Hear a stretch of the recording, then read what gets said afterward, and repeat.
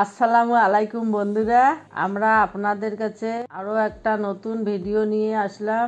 আর এই ভিডিওতে আমরা বকফুলের বড়ার রেসিপি শেয়ার করব, যা খাইতে অনেক মুচমুচে আর সুস্বাদু।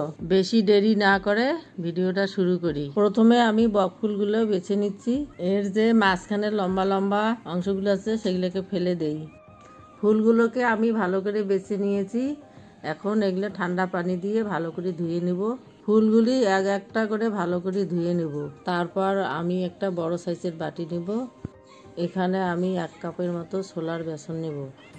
তারপরে 2 চামচ কর্নফ্লাওয়ার নেব, স্বাদ অনুযায়ী লবণ, তারপর বেকিং সোডা 1 চিমটি, এরপর 1 চিমটে বেকিং পাউডার দিলাম। আমি একটু এখানে বাটা হলুদও দিয়েছি। আতপ চালের গুঁড়ো, যা আমি বাড়িতে গুঁড়ো করে রাখছি, সেটা 2-3 চামচের মতো দিয়ে দিলাম। এরপর এইটাকে পানি দিয়ে ভালো করে ম্যারিনেট করে নিব।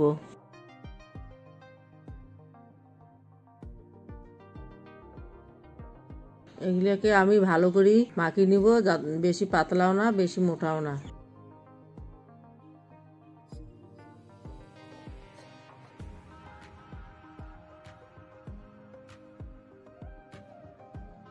একটা কড়ার মধ্যে রিফাইন তেল নিচ্ছি। এখন আমি একটা একটা করে ফুল বেসন মেখে তেলে দিব। এগুলোকে ভালো করে মাখতে হয় যাতে ভিতর থেকে ঢুকে। আমি এক এক করে দিচ্ছি।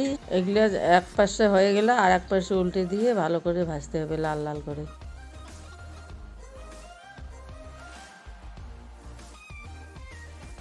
আমারগুলো হয়ে গেছে, এগুলো নামিয়ে নিলাম।